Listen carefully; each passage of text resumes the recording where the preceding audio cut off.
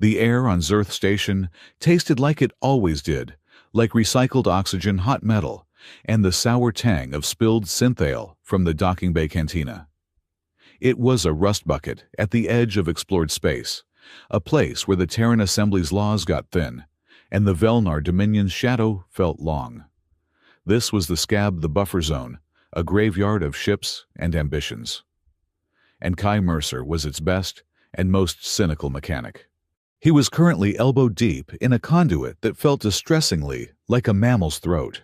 The ship was Velnari, a sleek, bio-organic scout craft that had limped into Zerth on its last pulse of life. It was less a machine and more a creature, all iridescent chitin pulsing membranes and a deeply offended attitude. Its Velnari crew, 3 tall figures, in milky, bioceramic armor, stood 20 feet away watching him with a mixture of open disgust and desperation. Their fox-like ears were pinned flat against their skulls, a clear sign of agitation. "I just do not get you," Kai muttered, his voice echoing inside the fleshy access tube. He was talking to the ship, not the crew. "Your crew is starving you of the good stuff the conduits are seizing, and you decide to do what, sulk? You are a starship, for crying out loud. You are supposed to be majestic. This is just pathetic." The ship responded with a wet, gurgling sigh, and a pulsing blue light in the conduit dimmed. "Oh no, you do not," Kai snapped. He grabbed a standard-issue high-tensile plastic cable tie from his belt. He wrapped it around a bundle of nerve-like fibers. "You do that again, you overgrown space scallop, and I will use these for the whole repair. No sterile biointegration, just cheap, non-organic, petroleum-based plastic. You will have a rash for a full cycle. Do you hear me?" A shudder ran through the ship, a low-frequency vibration that rattled Kai's teeth. The blue light instantly brightened, stabilizing into a healthy glow. From outside, Kai heard one of the Velnari gasps. He threatened it, and it listened, another whispered, horrified. Kai slid back out of the tube, covered in a clear, odorless bioslime. He wiped his hands on a rag he kept tucked in his belt, ignoring the Velnari crew's expressions of sheer, baffled awe. He held up a roll of silver fiber weave adhesive tape. "She's not broken, she's just lonely," Kai said, his voice cheerful. He pointedly did not look at the crew, instead, addressing the ship's humming bulkhead. "She needs a firm hand. And this," he patted the roll of tape. "Humanity's finest. Universal adhesive. Good for everything from hull breaches to existential crises. That will be 500 credits. And tell your captain to check his nutrient filters. He is feeding her bargain bin sludge."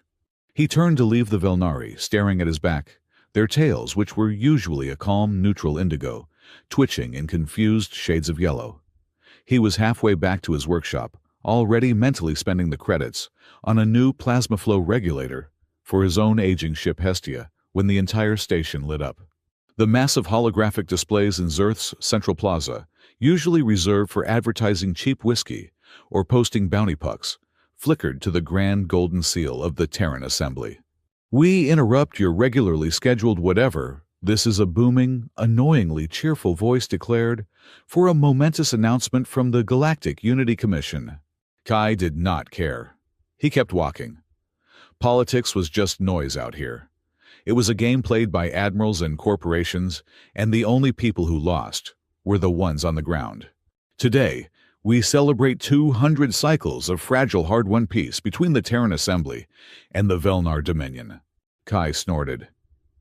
Fragile was the word. The Cold War between the machine-obsessed, faction-ridden humans and the gene-crafting, living ship-sailing Velnari was the only thing that kept the Scab in business. It was a peace built on mountains of weapons and oceans of mistrust. And to commemorate this historic era, we are proud to announce the grand prize winner of the first ever Galactic Unity Lottery. The plaza screens filled with swirling, celebratory graphics. Kai rolled his eyes and keyed the access panel to his workshop. A symbol of hope. A testament to cooperation. A bridge between our two great civilizations. The winner, selected from trillions of citizens across the Assembly, is a man of the people. A frontier engineer from Zerth Station. Kai's hand froze over the panel. His blood went cold. Engineer Kai Mercer. His own identification photo, 5 years old and grainy, filled the 100-foot holographic display. He looked grumpy and needed a haircut. A collective gasp, followed by a wave of raucous laughter, rose from the cantina nearby. Kai's stomach dropped through the floor. "This has to be a prank," he whispered. He jabbed the panel and the door to his quarters hissed open. He dove inside, slamming the lock. His personal terminal was already screaming 1,000 messages flooding his inbox. "Hestia," he yelled to the empty room. "I am already on it, Captain." A smooth, slightly sarcastic female voice replied from his ship's artificial intelligence, routed to his workshop terminal. "And my analysis confirms, this is in fact not a practical joke. The assembly authentication codes are genuine. You have against all statistical probability won. Won what Kai demanded frantically, trying to close the pop-up windows displaying his own bewildered face. I did not even buy a ticket. Entry was mandatory for all registered citizens living in contested border regions. A fine print clause in your station docking license from 3 years ago, Hestia replied primly. It seems you should read what you sign. Fine. So what did I win? A new toolkit. A lifetime supply of synth steak. The announcer's voice on the plaza display outside reached a fever pitch, penetrating Kai's bulkhead. And what is the prize for this fortunate man? In an unprecedented gesture of diplomatic goodwill, the Velnar Dominion has offered the most precious gift in their culture. A bond of family. Mr. Mercer has won a political marriage to 3 esteemed daughters of the Velnar Dominion to solidify the peace between our peoples. The room went silent, save for the hum of Kai's recycler. Kai stared at his terminal. Hestia, bless her digital heart, remained silent for a full 10 seconds. Hestia, Kai said, his voice dangerously quiet. Tell me I misheard that. The audio sensors are fully functional, Kai Hestia said gently. The prize is, and I quote, 3 fox brides. That is a literal, not a metaphorical translation of the Velnari term. Kai sank into his chair. Brides, plural, fox brides. From the Dominion. He looked around his workshop at the scattered tools, the half-finished engine schematic, the comfortable, predictable chaos of his life. It was over. Hestia, he said, a desperate, brilliant idea forming. Sell the ticket. Put it on the dark net. 1 galactic lottery prize slightly used. We can split the profits. 60-40. We will be off the station by morning. Tempting offer, Captain. However, a priority 1, undeletable message, just arrived from the Terran Assembly High Command. I will paraphrase. Participation is mandatory. Refusal to accept the diplomatic prize will be considered an act of treason under the Intersystem Peace Accord Section 42 and is punishable by summary execution. They added a smiley face emoji.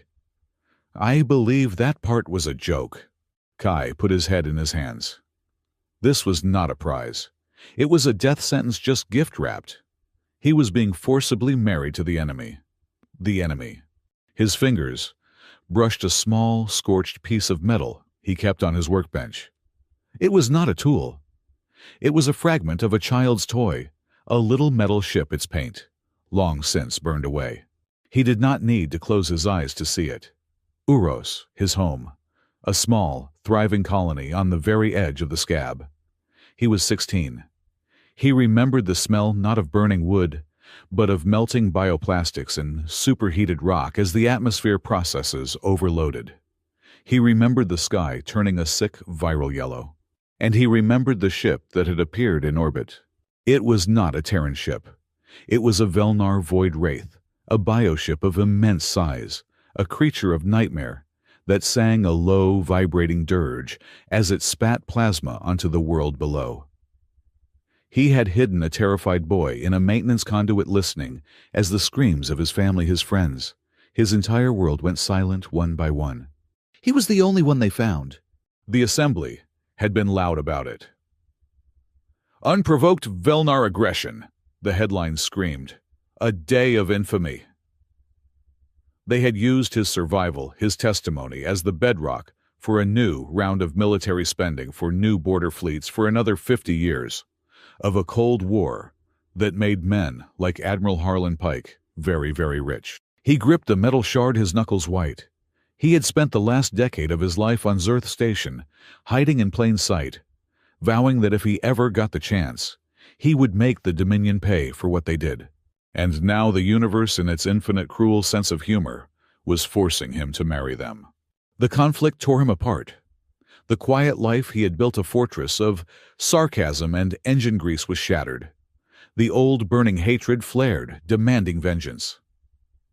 But beneath it was a deeper exhaustion. He was tired of the war. He was tired of hating.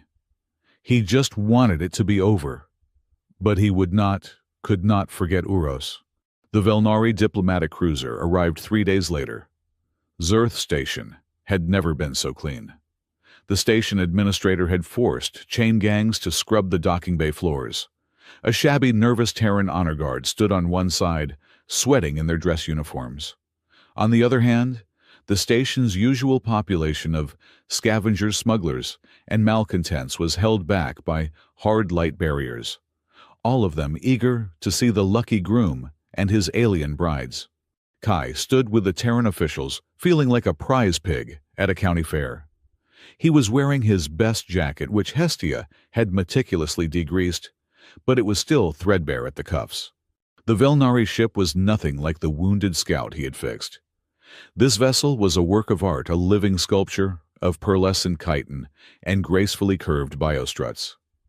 It looked like a cathedral had mated with an oyster. It did not rumble into the dock. It glided and it sang, a low, complex, melodic hum that vibrated in the bone. The docking ramp did not just lower. It bloomed petals of armored shells unfurling to reveal a mist of exotic, sweet-smelling vapor. Bioluminescent spores drifted in the air, landing on the deck and vanishing in tiny, silent flashes of blue light. The Velnari delegation emerged, led by a stern, aged diplomat, whose robes seemed to be woven from living flowers, and behind him, flanked by guards, were the brides. Kai's breath caught. He had seen Velnari before, but only in armor, only at a distance. These three were stunning, tall, unnervingly slender, with a predatory grace. They were humanoid, but every detail was alien. Their large, intelligent eyes held slitted pupils.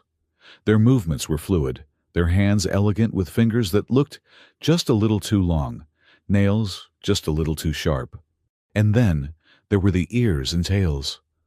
Protruding from their artfully arranged hair were delicate, fox-like ears, alert and constantly swiveling, tasting the air. And behind each of them a magnificent, bushy tail, a sensory organ that moved with deliberate, expressive grace. The Velnari diplomat stepped forward and began a long, poetic speech in his own language, a series of melodic clicks and low growls. Hestia was translating in Kai's ear.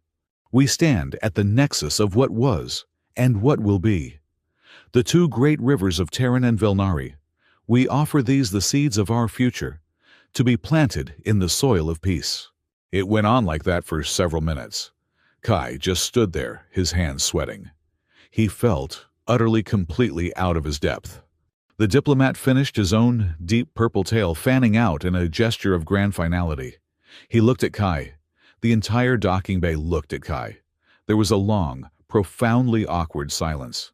A Terran official coughed, then nudged Kai in the back. Kai realized a gesture was expected. He was supposed to do something, boasting, offer a seed. He did the only thing a human could do in a situation this absurd. He wiped his damp palm on his trousers, stepped forward, and stuck out his hand. "Kai Mercer," he said, his voice embarrassingly loud in the sudden hush. "It is good to meet you all. I hope the trip was not too bad. Traffic in this sector can be a nightmare." The entire Velnar Galactic panspecies multi-trillion being universe seemed to freeze. The Velnari diplomat's jaw went slack. His tail, which had been a majestic purple, instantly flashed a bright, alarmed crimson. The Terran officials collectively groaned. From the crowd, someone laughed, then quickly tried to turn it into a cough. Kai had just broken 1,000 years of Velnari diplomatic custom with a handshake. Before the diplomat could explode or faint, the tallest of the three brides stepped forward. She moved with the rigid, economical grace of a born warrior. Her gown was not cloth, but a form-fitting segmented black chiton that looked more like armor. Her hair was pulled back in a severe, intricate braid. Her tail was a deep, warning red, and it was held stiffly, a single, sharp twitch at the end. Her ears were pinned back. She did not take his hand. She looked down at it, then up at his face, her slitted pupils narrowing. Her gaze was not one of a bride. It was the gaze of a high-grade prisoner guard assessing a new problematic inmate. "I am Arya," she said. Her voice was a low, resonant contralto, and it held no warmth at all. "First daughter of the House of Kyr. I will ensure this union is secure. You will not find me lacking in my duty." She looked at him as if he were a component that might fail a security risk to be managed. Before Kai could reply, the second bride moved. She flowed forward, a contrast to her sister's rigid movements. She wore robes of a pale green living fabric that seemed to shift and ripple like water. Her tail, a calm, inquisitive shade of blue and green, swayed gently. She smiled a small, polite expression, and she did take his hand. Her touch was light, her skin warm. Her long fingers rested on his wrist, and he felt a faint tingling sensation like a low-voltage scan. "I am Sira," she said, her voice softer than her sister's, but with an analytical edge.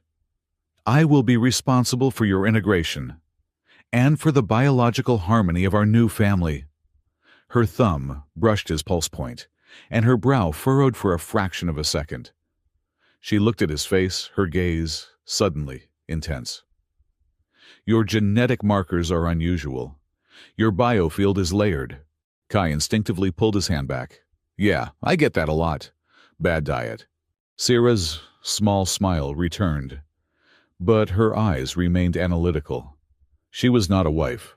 She was a doctor, and he was a fascinating new specimen, a blur of motion. The third bride, who was much shorter than the other two, zipped past Sira and got right up in his personal space. She bounced on the balls of her feet, her tail a riot of flashing colors, yellow for amusement, orange for excitement. She was dressed in practical dark leathers, and Kai could see the hilts of at least 4 different weapons partially concealed in her harness. She leaned in, sniffing him. "And I am Kira," she chirped, her voice a bright, sharp contrast to her sister's. "I am the backup, in case you find these too boring." She winked, a fast, conspiratorial gesture. "I am the fun one. Officially, I am your cultural liaison and personal shield. But that just means I get to stab anyone who tries to stab you." She leaned in even closer, her voice dropping to a theatrical whisper. "Or stab you if you try to run. Just kidding." She laughed, a high, trilling sound. "Maybe." Kai just stood there staring. One implacable guard, one clinical bioengineer, and one hyperactive, cheerful assassin. "This is not a marriage," he muttered under his breath, so low only he could hear it. "This is a very polite, very well-dressed abduction." The signing ceremony was held an hour later in a sterile, opulent conference room aboard the Velnari cruiser. The walls were all organic, glowing curves, and the air smelled faintly of orchids and rain.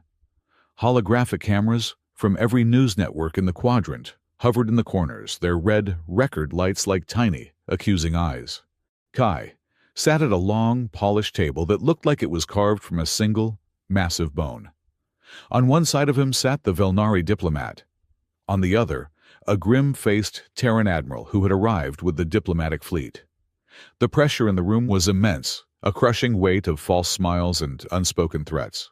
They slid the treaty in front of him. It was not paper. It was a living data slab, a sheet of flexible, warm material. Text scrolled across its surface in both Terran Standard and the elegant flowing script of the Velnari. "A formality," Mr. Mercer, the Terran admiral, said, his voice a gravelly monotone. "A symbol of our two peoples joining." "Just sign," the Velnari diplomat purred, his smile showing just a little too much sharp white tooth. But Kai Mercer was a fixer. And Fixers, as a rule, always read the fine print. His eyes scanned the scrolling text. Standard, non-aggression, blah blah blah, mutual, cultural exchange, shared resource protocols. And then he saw it. Clause 32, Section B.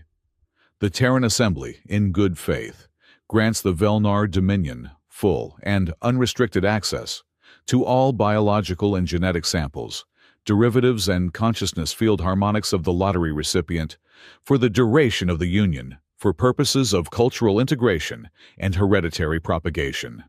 Kai's finger poised over the accept rune froze.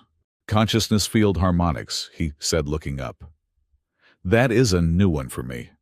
What does that even mean? Am I going to have to learn a new kind of space yodel? The Admiral cleared his throat, a sound like grinding rocks. It is standard biocompact language, Mr. Mercer. A formality for medical compatibility. Indeed, the Velnari diplomat chimed in, his smile unwavering. It is merely so our healers, such as the gifted Sira, may ensure your continued health. We must be able to harmonize your crude human biology with our own. Kai looked from the Admiral's stony face to the diplomat's slick one. He knew with the certainty of a man who has kicked 1,000 broken engines that this was wrong. This was not a medical waiver. This felt like he was signing over his soul, or at least the operating system for it. But the cameras were on. The entire galaxy was watching. If he refused, he was not just a stubborn mechanic. He was the man who broke the peace. He was the man who started the next great war. He, Kai Mercer, a grease monkey from the ass end of space, would be responsible for the deaths of billions. He looked at his 3 brides, who were standing stiffly against the far wall. Arya looked bored and impatient. Sira watched him with that unnerving clinical curiosity. Kira gave him a little, "Go on, sign it," wiggle of her fingers. He was trapped. For peace, he said, his voice flat. He pressed his thumb to the data slab. It stung. A single drop of his blood welled up, was absorbed by the living surface, and the slab glowed, a soft, satisfied green. The text of the treaty locked into place. He had just sold himself to the very people who had destroyed his life. Later that night, he was shown to guest quarters on the Velnari ship. The cruiser had disengaged from Zerth Station and was preparing for the long jump to the Dominion capital. The room was opulent, strange, and utterly terrifying. The bed looked like a giant plush fungus. The walls pulsed with a faint internal light. It was a beautiful, luxurious cage. He could not sleep. "Hestia, are you there?" he whispered.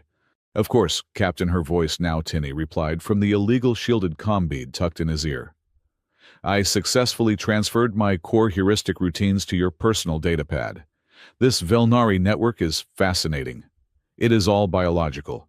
It tastes metaphorically of lilac and arrogance." "Keep your voice down," Kai whispered, pacing the soft, mossy floor. "I feel like I just signed my own death warrant." "You are being dramatic. You signed a marriage contract. Though the clause about consciousness field harmonics is deeply problematic, it is not a standard Terran legal term, or a standard scientific one.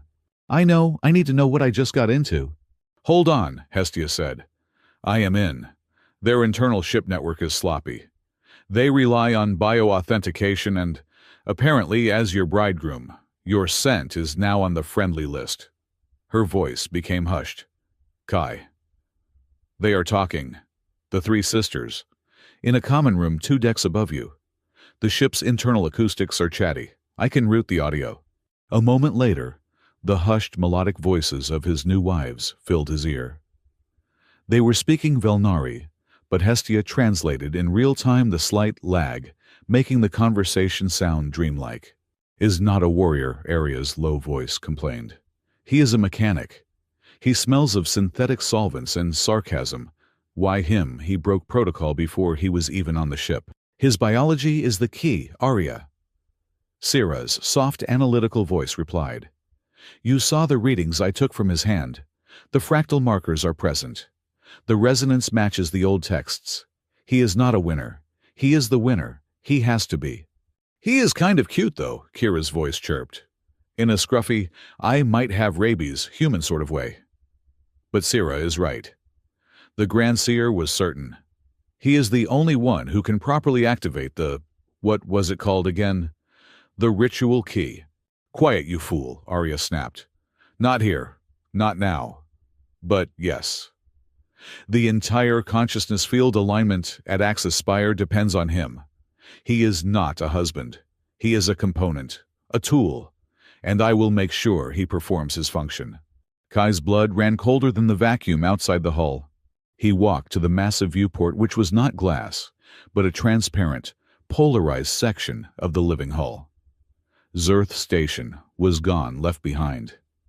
Before him lay the endless, terrifying beauty of the scab, the star-dusted no-man's land between the two empires. Ritual key, component, consciousness field alignment, Axis Spire. This was never random. This was never a lottery. This was never about peace. He was chosen, deliberately. They wanted something inside him, something even he did not know he had. The Vilnari and maybe the Terran Assembly who had served him up on a silver platter had set this all up. He reached into his jacket pocket. The cheap, flimsy physical lottery ticket they had given him for the cameras was still there. A prop. A lie. He looked at his reflection in the star-dusted hull. A tired man, a mechanic, a survivor, who had just been drafted into a game he did not understand. Slowly, deliberately, he pulled the ticket out. He stared at it, at the golden, mocking seal. With a quiet, vicious tear, he began to rip it in half. The sound was small in the silent, alien room. He tore it, but then he stopped. The two halves, still connected by a single stubborn fiber, trembled in his hand. He was not a victim. He was not a pawn. A pawn just moves where it is told. He was a fixer. And fixers do not just follow the rules.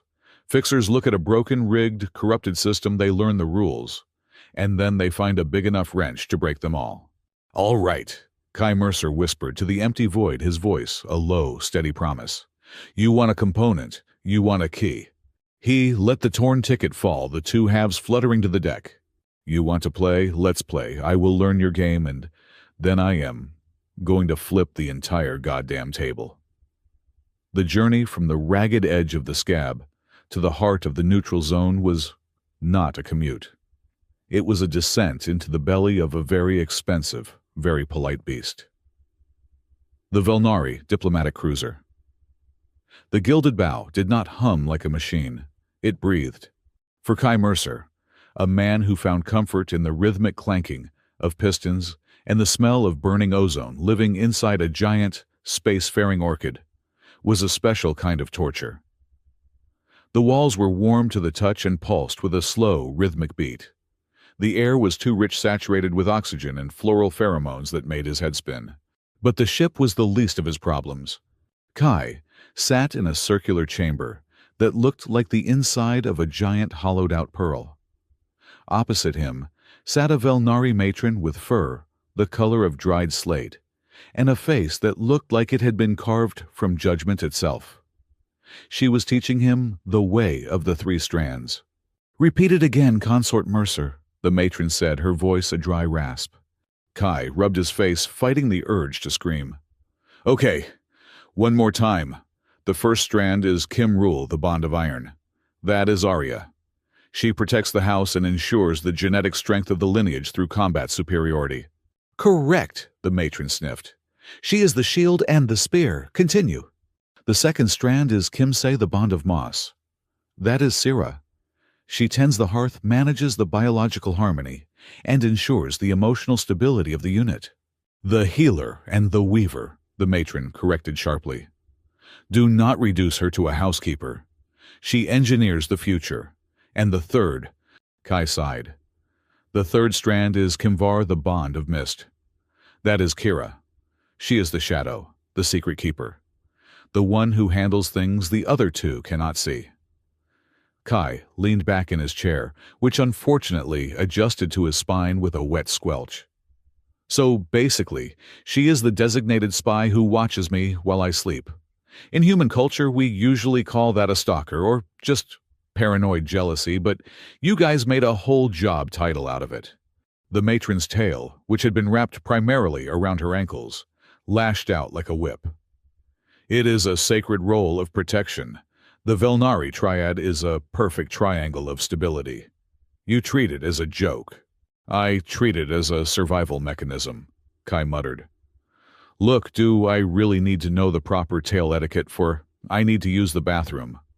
Because yesterday, I think I accidentally propositioned a door guard when I was just trying to ask for a towel. That was not a proposition, consort. In tail sign, a 45-degree flick to the left, combined with a lowered ear, signifies a desire to engage in ritual combat for dominance. You are lucky he did not spear you. Kai groaned. Great, just great. So I am married to a warrior, a doctor, and a spook, and if I waggle my butt the wrong way, I declare war. This is going to be a fantastic honeymoon. If the classroom was torture, the training deck was an execution.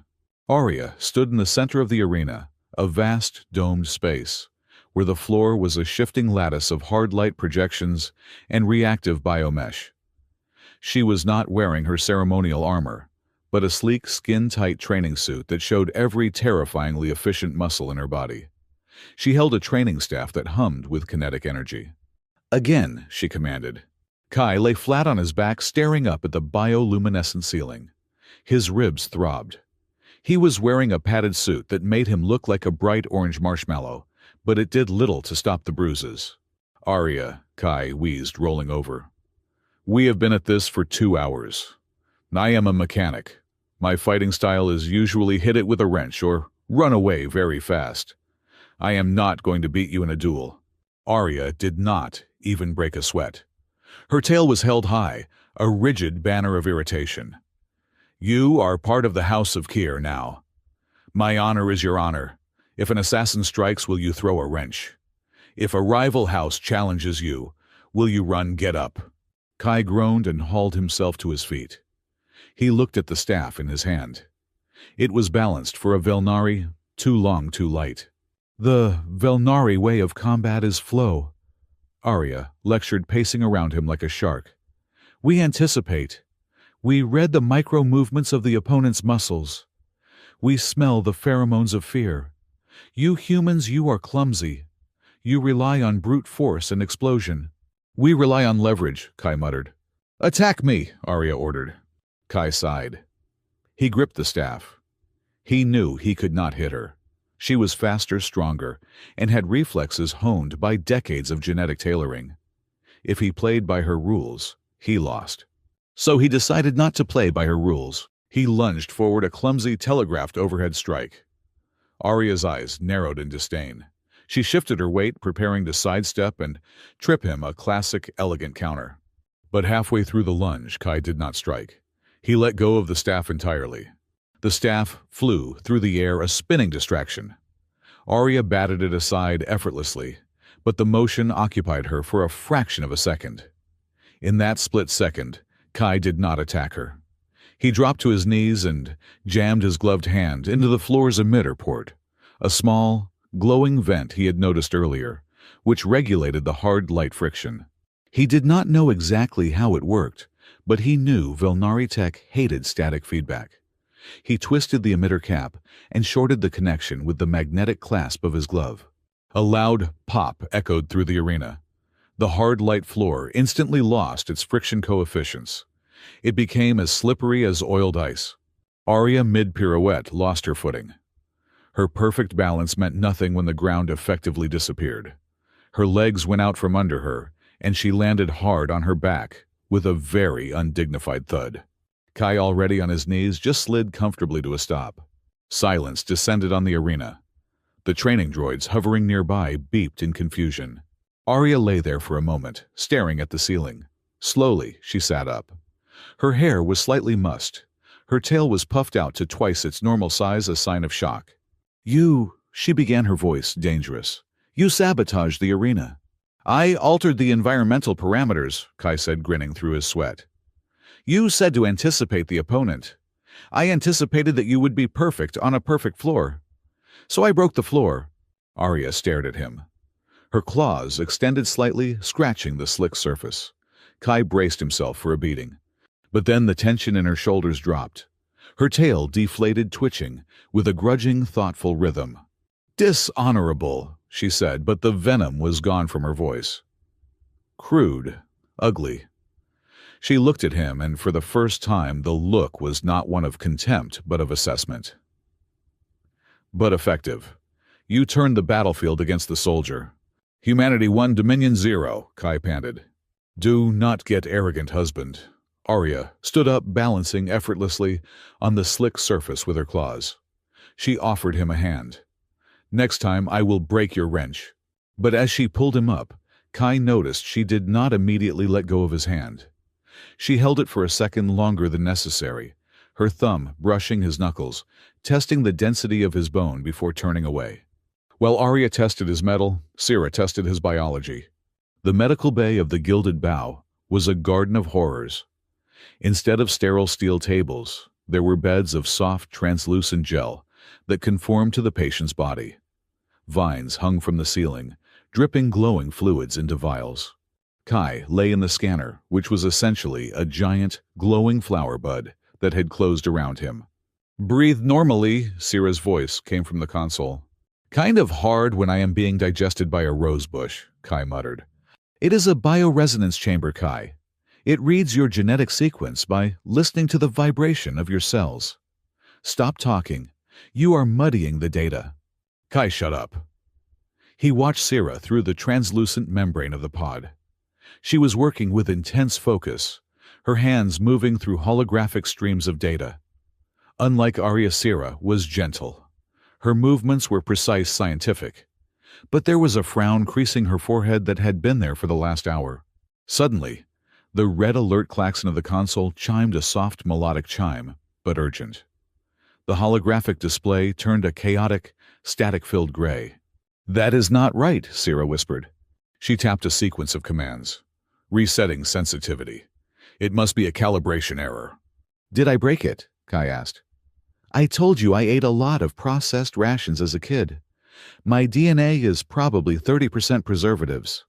Be silent, Sira said, but her voice was trembling. She walked over to the pod and placed her hand on the surface.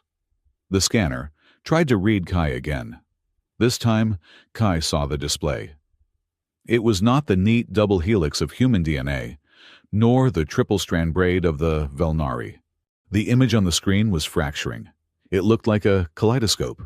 Geometric patterns, fractals, shifting and rotating in impossible ways, were overlaying his genetic code. Sira gasped and pulled her hand back as if burned. What is it? Kai asked, pushing the membrane open and sitting up. Do I have a tumor, a parasite? Sira stared at him, her wide eyes reflecting the chaotic data stream. No. A parasite is foreign. This is woven into you. It is not a natural mutation. It is design. She turned off the main screen, quickly glancing at the door, as if she expected the guards to burst in. She walked over to him, her tail wrapping anxiously around her own waist. Kai, she whispered. These markers. They are not Terran. They are not Velnari. They resemble the script found in the old ruins. The precursor data. What? There are sequences in your introns, the junk DNA, that are dormant. But under the resonance of our ship, they are waking up. It is like... She struggled for the metaphor. It is like someone buried a machine inside a tree and waited 1,000 years for the tree to grow around it. Kai felt a chill that had nothing to do with the room's temperature. What are you saying, Sira? I am a lab experiment? I do not know, she said, her voice hushed. But the lottery selection algorithms they claimed were random. This proves it was not. Someone knew what to look for. Someone knew you carried this.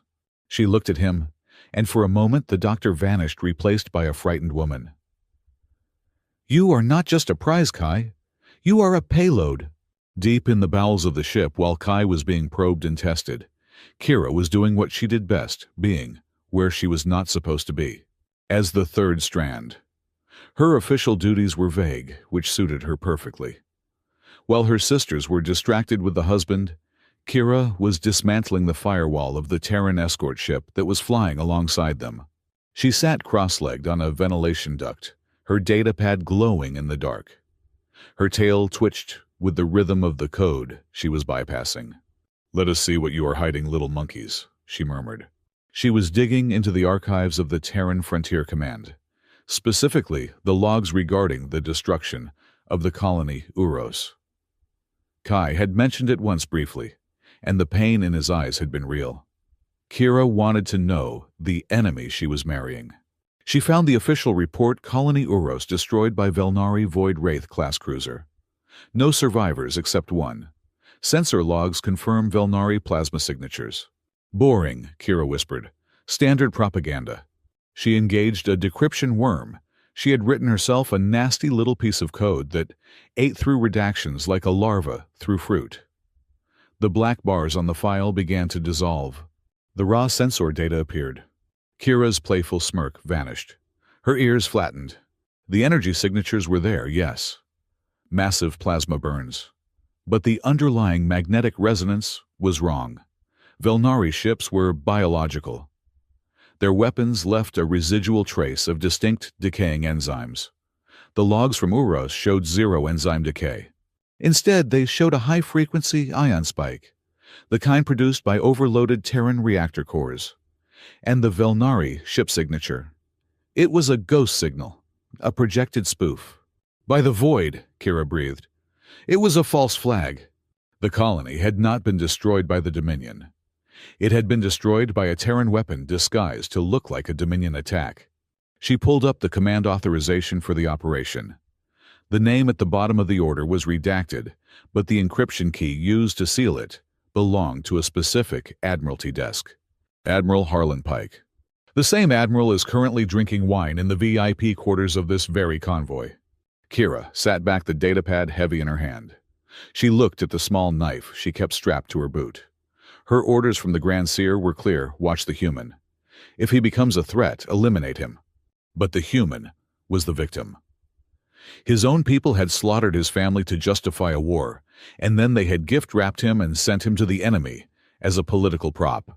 "Oh, Kai," she whispered, a strange, heavy feeling settling in her chest. "You poor, stupid, unlucky bastard." She should report this to the Grand Seer. It was valuable leverage. It could shatter the Terran Alliance. But she looked at Kai's file photo on her screen, his tired eyes, his defiant smirk. If she released this, the political storm would destroy him. He would be crushed between the lies of two empires. For the first time in her life, the secret wife decided to keep a secret for someone rather than from them. She encrypted the file, hid it in a ghost partition of her own memory core, and jumped down from the vent. Dinner that night was an exercise in excruciating tension. The dining hall was intimate, meant for a family, but the table felt miles long. The main course was a platter of glav root, a pulsating purple tuber that whimpered slightly when cut. Kai stared at his plate. "I am sorry, is this suffering?"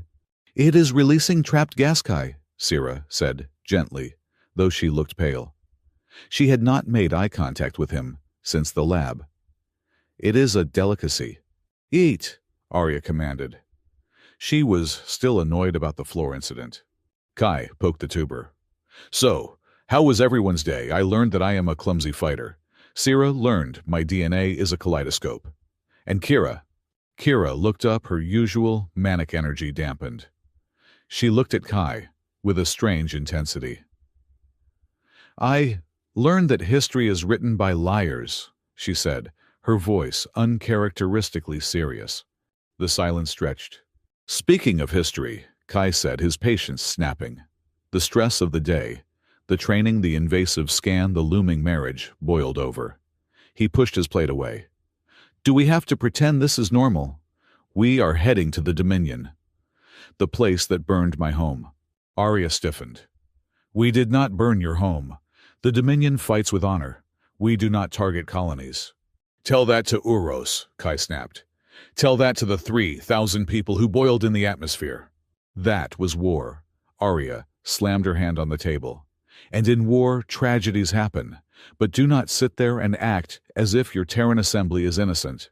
Who blocked our trade routes? Who poisons the nebula clouds?" "I am not defending the assembly," Kai yelled back. "I hate them too, but at least they did not glass my planet."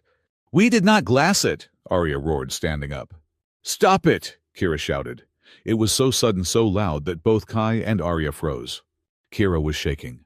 She looked from Arya to Kai. She knew the truth. She knew Arya was defending a lie she did not know was a lie. And she knew Kai was blaming the wrong executioner. "Just stop," Kira whispered. "Everyone is eating the screaming potato. Just eat the damn potato." The anger in the room did not vanish, but it curdled into a heavy, suffocating silence. Kai looked at the three women. He realized with a jolt that they were just as trapped as he was.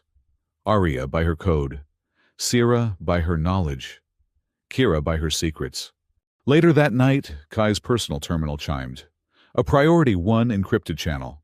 It was Admiral Pike. The Admiral's face appeared on the small screen, bathed in shadows.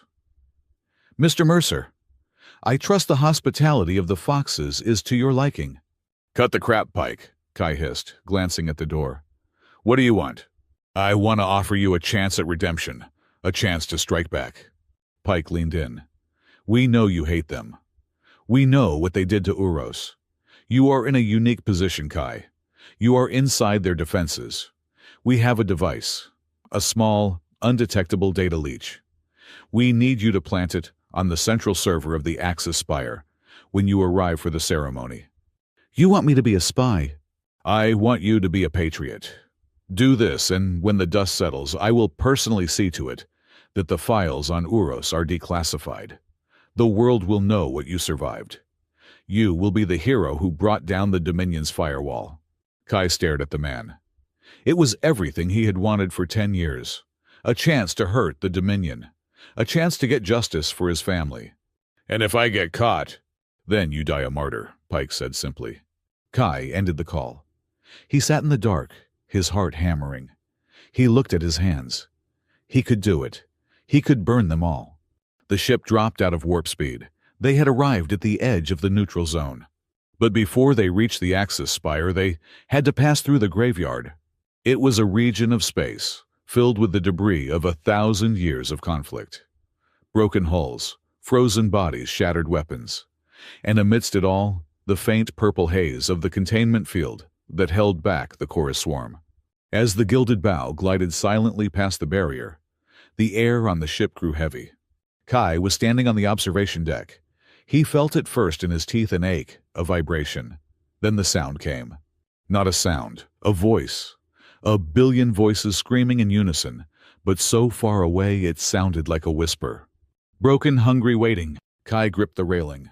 The room spun. The key is here, open. "Get out of my head," Kai gasped, clutching his temples. "Kai?" He spun around. Sira was standing there. She looked terrified. But she was not looking at him. She was looking at him. "Your eyes," she whispered. "They are glowing." The pain vanished as quickly as it came, leaving Kai gasping for air. The voices receded, but the hunger remained a cold pit in his stomach. "Sira," he rasped. "What is out there? What is the swarm?" Sira walked to him, checking his pulse. Her touch was grounding. "It is the mistake of our ancestors," she said softly. "A biological weapon that learns to think. It eats consciousness. It eats pain. And Kai, when we passed it, the ship's sensors spiked. The swarm did not just react to the ship, it reacted to you." The journey continued, but the atmosphere had shifted. The hostility of the classroom and the arena had faded, replaced by a shared sense of unease. The walls of the ship seemed to press in closer. Romance, or something like it, began to grow in the cracks of the fear. It happened in small moments. One night, Kai found Sira in the hydroponics bay crying silently over a tray of withered samples. "I used to design toxins," she confessed, not looking at him. "Before I was a healer. I made things that made blood turn to glass. I thought I was protecting my people, but I was just making the world crueler." Kai stood beside her. He picked up a trowel. "I fix engines, Sira. Sometimes an engine powers a hospital ship. Sometimes it powers a bomber. The tool is not the sin. The hand that holds it is. You are using your hands to heal now. That is what matters." She looked at him, her teal eyes shimmering. For the first time, she did not scan him. She just saw him. "You are a strange human, Kai Mercer. You are broken, but you try so hard to hold everything else together." A few days later, Kai found Arya on the bridge berating a junior officer for a minor navigation error. The officer was trembling, his tail tucked between his legs. "That is enough," Kai said, stepping in. "Do not interfere, consort," Arya snapped. "Discipline is the spine of the fleet." "Fear is the cancer of the fleet," Kai countered. He turned to the officer. "Hey, you corrected the drift right before we hit the asteroid." "Yes, sir," the officer squeaked. "Good job. Next time, catch it 10 seconds earlier." Kai looked at Arya. "He is terrified of you, Arya. A terrified soldier hesitates. A hesitating soldier dies. You want him sharp? Make him want to impress you, not fear you." Arya stared at him, her mouth open to retort. Then she closed it. She looked at the young officer, who was looking at Kai with adoration. "You command like a pack leader," she murmured, confused. "But you have no fangs."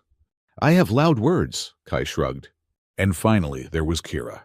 Kai found her on the outer hull, accessed via a maintenance airlock he had hacked. She was sitting on the curve of the ship, staring into the void, her legs dangling over infinity. "You are going to get sucked into space," Kai said, activating his mag boots and clanking over to her. "Field emitters keep the atmosphere in," Kira said without turning. "It is peaceful here. No lies, just empty." She patted the spot next to her. Kai sat down. "You know," she said, "assassins have a short life expectancy. I always thought I would die in a vent or get shot by a guard. I never thought I would die in a wedding dress." "We are not going to die, Kira." "You do not know that," she said, turning to him. Her eyes were dark, serious, stripping away the manic pixie mask. "This ritual Axis spire is big, Kai. Bigger than Pike. Bigger than the Dominion. I have a bad feeling that we are sacrificial goats." "Foxes," Kai corrected. "And one very confused monkey." Kira snorted a genuine, unforced laugh. She leaned her head on his shoulder. It was a breach of a dozen protocols, but neither of them moved. "If we do die," she whispered, "I am glad I got to meet the monkey who beat Arya with a floor tile." The Axis spire loomed out of the nebula mist like a jagged spear made of bone and chrome. It was a monstrosity. Half ancient ruin, half modern space station, it spiraled up from a dark, dead planetoid. It was the neutral ground where the two empires met. As the gilded bow approached the docking ring, the reality of the situation crashed down on Kai. He stood on the bridge with his three brides. They watched the station grow larger. "That is not a wedding chapel," Kai said, his voice hollow. "No," Sira whispered, her hand finding his and gripping it tight. "The energy readings the spire is a conductor, a massive bioamplifier." "And we are the battery," Arya said, her hand resting on the hilt of her sword. "And Pike and the seer are the ones flipping the switch," Kira added, her voice cold. Kai looked at the station, then at the women standing with him. He felt the weight of Pike's data leech in his pocket. He felt the hum of the arbiter seed in his blood. He felt the phantom hunger of the swarm at the edge of his mind. He was walking into a trap. They all were. "Ladies," Kai said, straightening his jacket, "I think it is time we stop doing what we are told." He looked at the spire. "Let's go get married." Axis spire was not a place. It was a scar. The station pierced the black of the neutral zone, a twisted monument of two warring aesthetics. The lower half was ancient, a dark, bone-like material, carved with channels that looked disturbingly organic climbing from the dark planetoid below. This was the original precursor structure. The top half was a chaotic graft of Terran and Velnari architecture bolted onto the old bones. Terran assembly landing bays, all hard angles, gray metal, and blinking warning lights, were jammed against the Velnari docks, which were grown from pearlescent living shells. It was a place built on mistrust designed to fail, and it was where Kai Mercer was supposed to be married. As the gilded bow slid into its docking cradle, the station's oppressive atmosphere was palpable. It felt dead. "Hestia, are you getting this?" Kai murmured, standing in the airlock, dressed in a formal Terran suit that felt like a straitjacket. "The station is running on two conflicting energy signatures," his artificial intelligence's voice whispered in his ear. One is a standard Terran fusion matrix. The other is a Velnari bioetheric field. They are not harmonized, Kai. They are fighting each other for control of the station's core. This place is a bomb just waiting for a spark. Great, Kai said, and we are the spark. The doors hissed open. In a shielded, soundproof chamber, deep in the Terran sector of the spire, two of the most powerful men in the galaxy were sharing a drink. Admiral Harlan Pike swirled the amber liquid in his glass. He was a slab of a man, his face a landscape of old scars and impatience. The stage is set, Seer. Grand Seer Koresh, his face, hidden behind a ceremonial porcelain mask, sat opposite him. Koresh was the true power in the Velnari Dominion, the leader of the hawkish faction that saw peace as a disease. His silver and black robes were simple, but the air around him felt cold. "Your actor is in place, Admiral." Koresh's voice rasped a sound, like dry leaves skittering over stone. "The Arbiter Seed, a foolish legend from a dead age. Your assembly was so kind to find him for us, after you used his family to start the fire." Pike's eyes narrowed. "Let us be clear. The Uros incident was a necessary sacrifice to ensure Terran military readiness. And this lottery is a necessary tool. Your brides have him." "And your spy device?" Koresh asked. Pike smiled, a grim baring of teeth. "He has it. He thinks he is a patriot getting justice for his colony. He will plant the data leech at the core, believing he is exposing your network. And when he does," Koresh continued, "the device will not leech data. It will transmit a high-frequency pulse designed to agitate the swarm. A Terran signal from a Terran spy. The swarm will breach containment and annihilate your ceremony. Your precious diplomat, your heirs, all martyrs. A tragic Terran attack," Pike said, completing the thought. "The Assembly will demand war. And the Dominion will oblige," Koresh finished. "My fleets waiting at the edge of the swarm's containment will see the Terran signal and retaliate by destroying your convoy. We will both have our war. And the swarmer," Pike asked his one moment of doubt, "is a tool like the boy," Koresh said dismissively. "I am hungry. We will aim it at your core worlds. Once it is fed, and your assembly is a memory, my scientists will reseal it. We have found the ancient frequency keys. It will obey." Pike raised his glass. "To a necessary war." Koresh tilted his head, a gesture of cold agreement. Both men were confident. Both were sure they were the true masters of the plan. And both were fatally certain they could control a creature made of pure galactic hunger. Sira was not at the reception. While Kai was being paraded in front of sterile-faced diplomats, she had gone to the ceremonial chamber. It was vast, circular, and open to the void on one side, protected by a massive energy shield. In the center of the floor was a raised dais, and the floor itself was not stone. It was a single, massive bioluminescent disk inlaid with glowing ancient runes. Sira walked onto it, her bare feet tingling. She had her datapad, the one containing the chaotic scans of Kai's DNA. "This is not a temple," she whispered. "This is a circuit board." She knelt, tracing one of the runes. It was a complex, interlocking fractal that seemed to shift as she looked at it. "Hestia," she whispered, tapping her own illegal combead one Kai had given her. "Can you hear me?"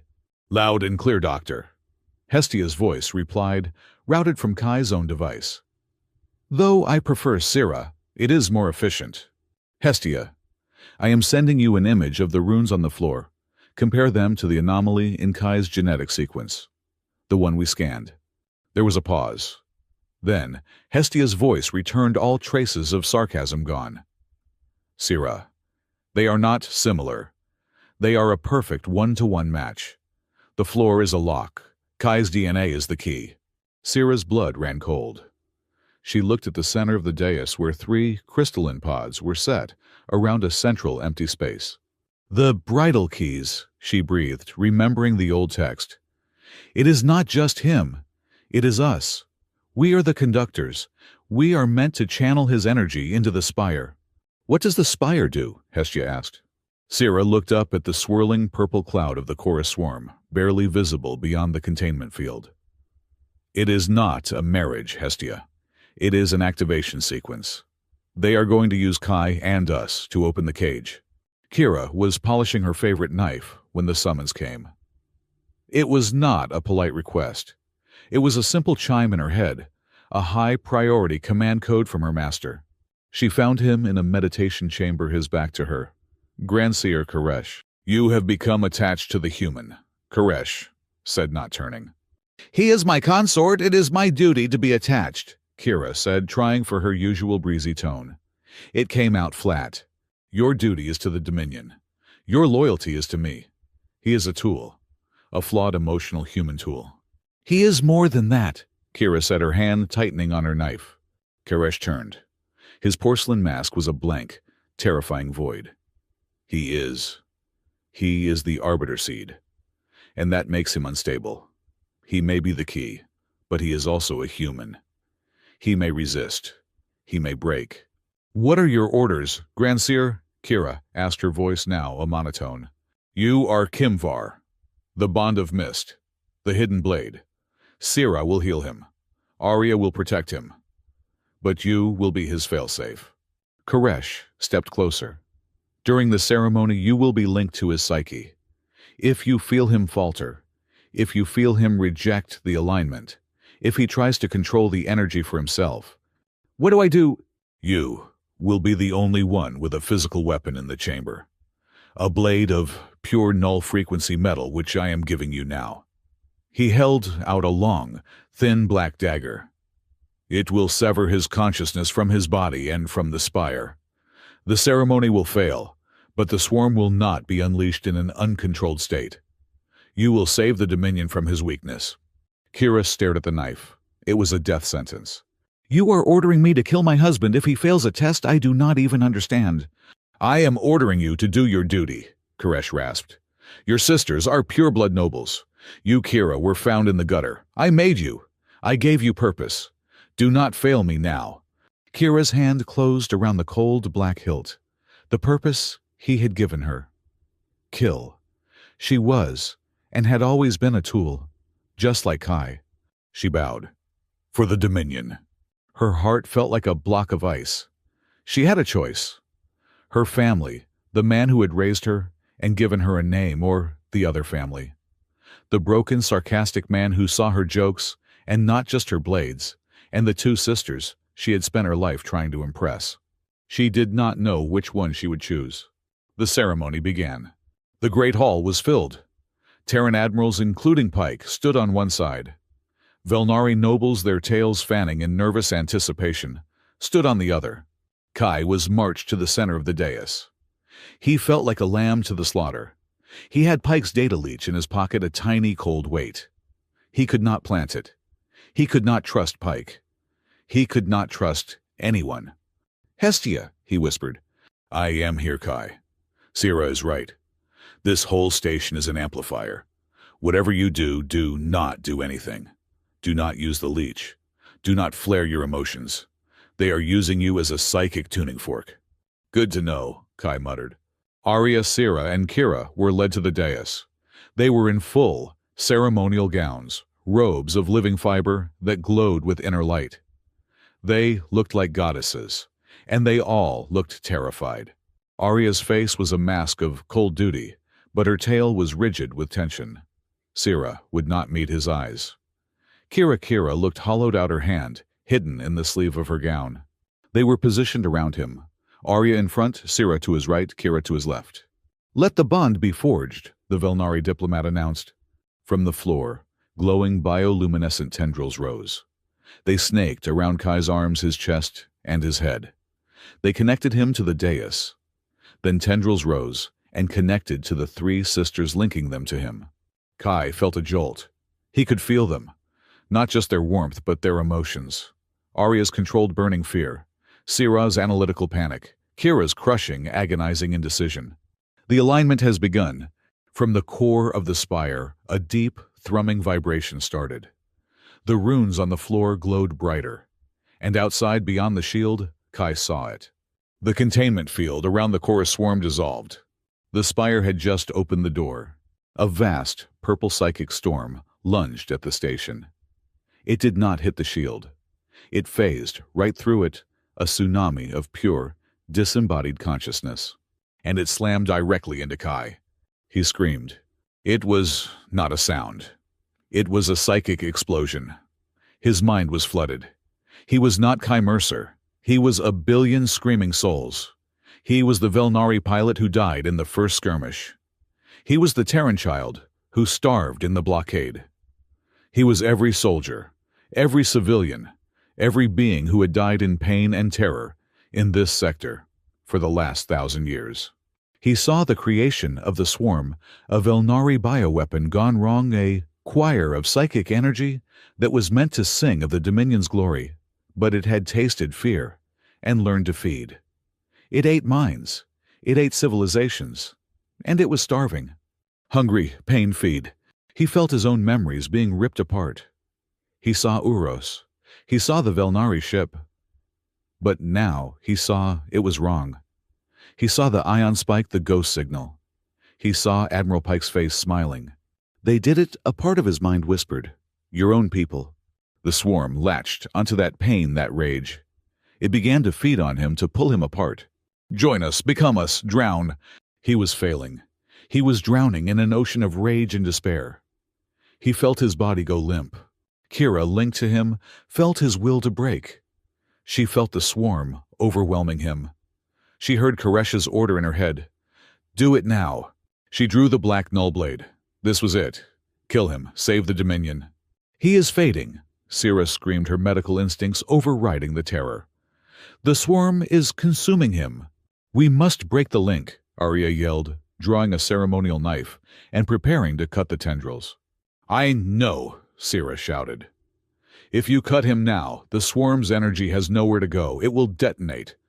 It will destroy the entire station, the fleets, everything he has to contain it. He cannot, Arya cried, seeing Kai's head slump. But Kai was not gone. He was just deep. He was at the bottom of the ocean of pain, and he finally understood. The swarm was not a monster. It was a child made of 1 billion orphans screaming in a dark room, feeding on its own terror. It was just like him. He had spent his life fueled by rage at the Velnari. But it was not the Velnari. It was Pike.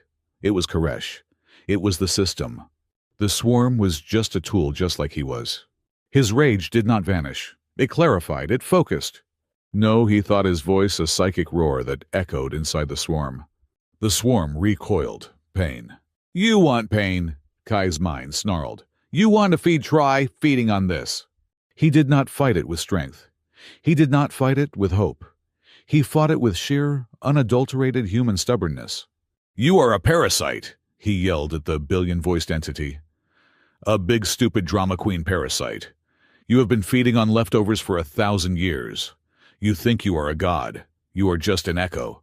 The swarm shrieked, confused. Not parasite god. You are not a god. You are not a monster. You are just lonely. He projected his own memories. The death of Uros. The pain. But then, the moment Hestia made a dry joke. The moment he fixed the Velnari scout ship. The moment Arya impressed him in the arena. The moment Sira worried about his DNA. The moment Kira sat on the hull, her head on his shoulder. This is what it means to be alive, he roared. It is not just the pain, it is the messy, stupid, beautiful stuff in between. Now get out of my head. Kira felt it. The shift. The rage turned into something else, something solid. He was not failing. He was fighting back. In a way the Viamnari had never even conceived of. Her hand holding the blade was an inch from his neck. She looked at Arya. She looked at Sira.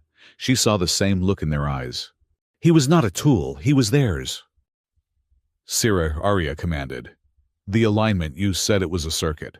What if we change the circuit? Sira's eyes widened. The bridle keys are not just conductors. We are regulators. We are meant to follow his lead. But the ritual is designed for him to be passive. Then let's stop being passive, Kira yelled. She threw the black dagger, Koresh's failsafe, across the room. It clattered uselessly against the wall. What are you doing? Arya gasped. Muck, being the bond of mist.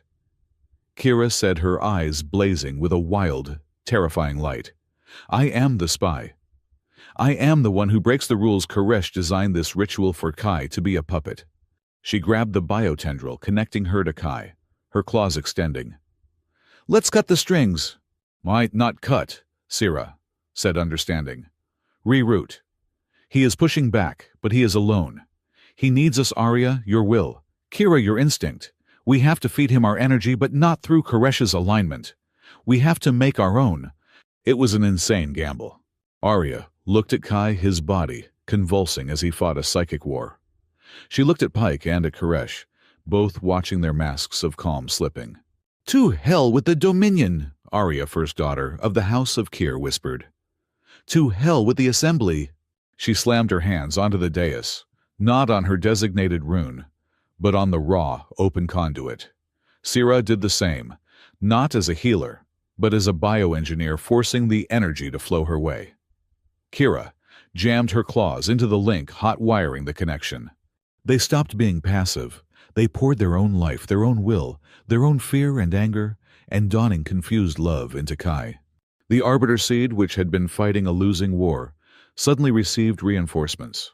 The energy in the room turned from purple to a blazing, brilliant gold. The swarm did not just scream, it stopped. It was listening. What is this? Koresh hissed. He is resisting, she failed. He is not resisting, Pike snarled, watching his data feed. He is integrating the signal. It is not what we planned. They have broken the ritual. Koresh realized, his voice cracking. They are poisoning the well. All fleets open fire, destroy the spire, purge the breach. Fire! Pike roared into his comm. Fire everything! From the Terran fleet, missiles launched. From the Belnari ships, plasma torpedoes ignited. A wave of absolute destruction converged on Axis Spire. No, the sound came from Kai. But it was not his voice. It was his voice amplified by the spire, by the swarm, by the 3 women linked to him. He was standing, his eyes blazing gold. He was covered in sweat, his body shaking, but he was standing. The energy that poured out of him was not an attack. It was a command. The missiles and torpedoes did not explode. They stopped. The advanced illegal swarm-derived biocomponents in their guidance systems, the very weapons both Pike and Koresh had been secretly developing, suddenly recognized a new master. They all went dead in the water. Silence. The fleets floated suddenly useless. Kai Mercer stood in the center of the ruined ceremony, the biolinks sparking and dying around him. He was breathing like he had just run a marathon. He looked at the holographic displays showing the shocked faces of the admirals. He grinned, a shaky, exhausted, utterly human grin. Everyone calm down, he panted. This is a wedding, not a public fireworks display. The golden light faded. The swarm did not retreat. It pulsed. A gentle, deep blue. It was not hungry, it was curious.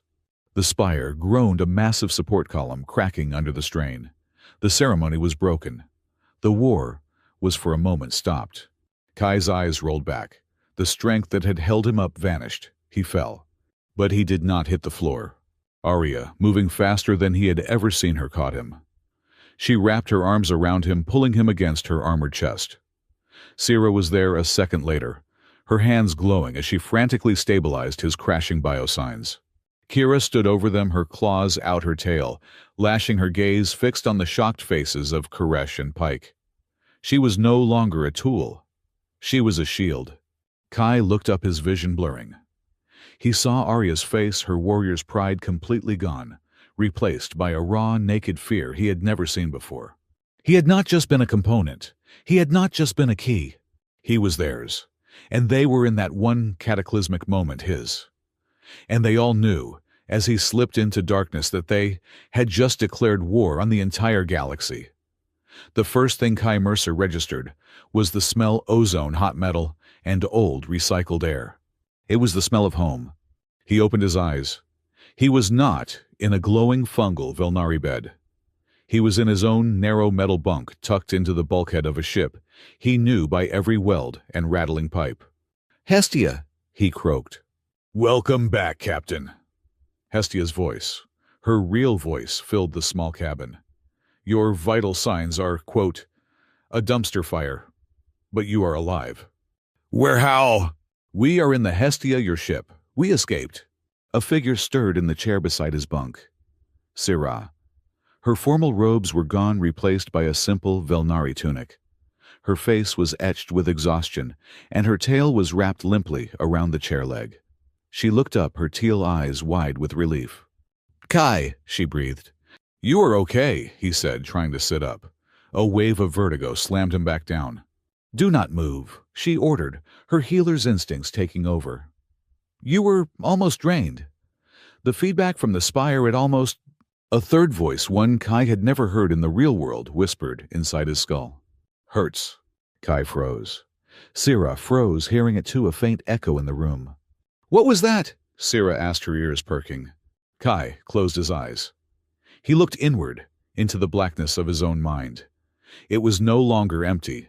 In the center, a small, timid, pulsing blue light hovered. It looked like a lost child. Hello, it whispered. It is dark in here. I think I have a stowaway, Kai said, his voice trembling. A piece of the swarm.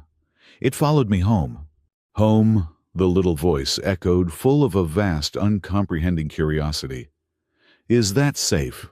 Syrah placed her hand on his forehead, and the little entity seemed to sense her. Oh, it said with a feeling of pure, innocent delight. She is warm. She feels like quiet rain. Syrah blushed, a faint, lovely teal color spreading across her cheeks. It likes me. Yeah, well, Kai grunted. Get in line. The Hestia was small, ugly, and old. She was a Pathfinder-class freighter, which was a polite way of saying she was a delivery truck with an oversized engine. For the past 2 weeks, she had been their home, their fortress, and their prison. They were in the scab, hiding in the magnetic interference of a pulsar. The crew lounge was cramped, smelling of Kai's coffee and the Velnari's strange herbal rations. Jax, their new pilot, a Terran kid from the Spire, who had seen Pike's treachery on a live feed, was running a diagnostic. Riala, a quiet, brilliant Velnari bioengineer who had been Syrah's apprentice and had despised Koresh for years, was trying to interface her Velnari datapad with Hestia's very human, very solid-state systems. Arya, Kira, and Kai were watching the galaxy burn. Hestia had hologram projectors on.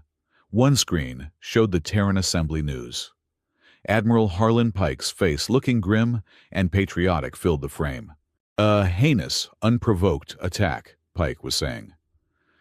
The Velnari infiltrators, Arya Syrah and Kira Kir, using advanced psychic conditioning, seized control of the human lottery winner, Kai Mercer. They used him to unleash the Chorus Swarm. They are terrorists. They are a threat to all sentient life. A galaxy-wide bounty has been issued. Liar! Arya hissed, her claws digging into the metal table. Oh, it gets better, Kira said, flicking to the Velnari Dominion broadcast. Grand Seer Koresh, his porcelain mask gleaming, was addressing the Dominion Council. The human Kai Mercer was a Terran, arbiter seed weapon, a psychic time bomb. He has violated the sanctity of our most noble house, corrupted our daughters, and turned the blessed swarm against us. He is the embodiment of human treachery. He and his brides are to be captured. The human will be dissected. The traitors will be purified. Jax let out a low whistle. Dissected and purified. You guys are popular. We are officially the most wanted people in the known universe, hated by both sides. That is a new record. Riala finally got a connection. The Velnari pad beeped. It is true, we have been declared anathema. We are no longer Velnari. We are nothing. She looked at Syrah, her eyes filling with tears. Syrah put a hand on her shoulder. No, we are not nothing. We are the Hestia. We are a new house. A new house that is stuck on a rust bucket in the middle of nowhere, Arya said, standing. What is the plan, Kai? We cannot hide here forever. I do not know, Kai admitted. The small, childlike voice whispered in his mind. They are afraid their minds are loud, like the gray man. He is right, Kai said. Pike and Koresh. They are scared. We saw what they did. We are the evidence. That is why they are hunting us. Kai went to the engine room. It was his church. He stood before the Hestia's main reactor, a familiar, comforting thrum. He pulled the small, scorched piece of metal from his pocket, the toy from Uros. He finally knew the truth. He had seen it in the swarm's psychic flood. The Velnari ship, the ghost signal, Admiral Pike's signature, his own people. The rage was a cold, solid thing in his chest. It was not the hot blind fire he had felt before. This was a precise killing cold. "You are angry." The voice he was starting to call it Spark whispered. "Your mind tastes sharp like ice." "Yes," Kai whispered, his hand tightening on the metal shard. "I am angry. And I know what to do with it." "You want to hurt them." "I want to do more than hurt them.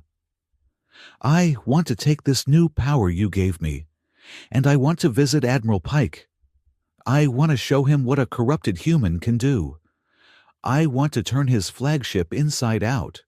"But then you are rust." "What?" "The gray man Pike, his mind tastes like rust. Old afraid hard if you hurt him, you will taste like rust too." "I do not care what I taste like," Kai snapped. "He killed my family. He started this war. And killing him will not end it." Sira was standing at the doorway. Arya and Kira were behind her. "Vengeance is not justice, Kai," Sira said softly, walking toward him. "It is just a different kind of pain." "Easy for you to say," Kai wheeled on her. "It was not your home. It was not your family." "No," Arya said, her voice hard. "It was not. But my family, my entire civilization is now being led by a monster who wants to use the swarm to do what you think we did. Koresh is no different from Pike. If you go on a quest for revenge, you become them. You prove them right." "So what do we do, huh?" Kai yelled, throwing the metal shard. It clanged uselessly against the bulkhead. "We just run. We hide in this junk heap while they tear the galaxy apart." "No," Kira said. She was standing in the shadows, her arms crossed. "We do not run. We do not get revenge. We get even. We do it the human way." Kai stared at her.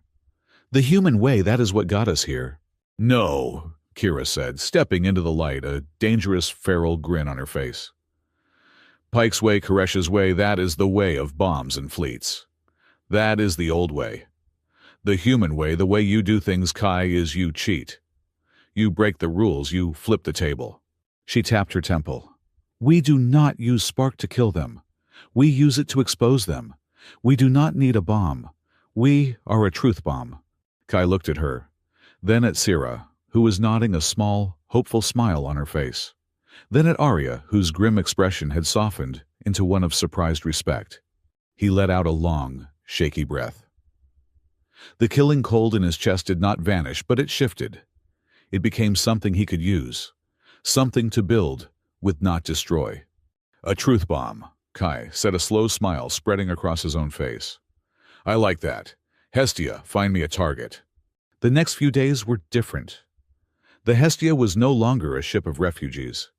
It was a home, a strange, chaotic found family. Jax and Riala bickered over the navigation console, the human pilot's gut feeling, flying colliding with the Velnari engineer's demand for bioharmonic precision. Hestia complained constantly. "The captain is allowing Velnari biocode to interface with my core systems. It is messy. It smells, metaphorically, of soil. I do not like it." "But soil is home for seeds," Spark whispered in Kai's mind, and Hestia's console lights flickered in annoyance. The tension between Kai and his brides, however, had melted only to reforge into something stronger and far more terrifying. The first confession came from Kira. She found him in the mess hall late. He was drinking something that was supposed to be coffee. She was quiet, which was still the most alarming thing she could do. She sat down and slid a long, thin black dagger across the table. It stopped in front of him. He remembered it from the spire. "Kira, what—" "Koresh gave it to me," she said, her voice a flat monotone. "Before the ceremony. It is a null frequency blade. It severs consciousness." Kai's blood went cold. "He gave you that for me. He told me I was his fail-safe, my final purpose." Tears were welling in her eyes, but she did not blink.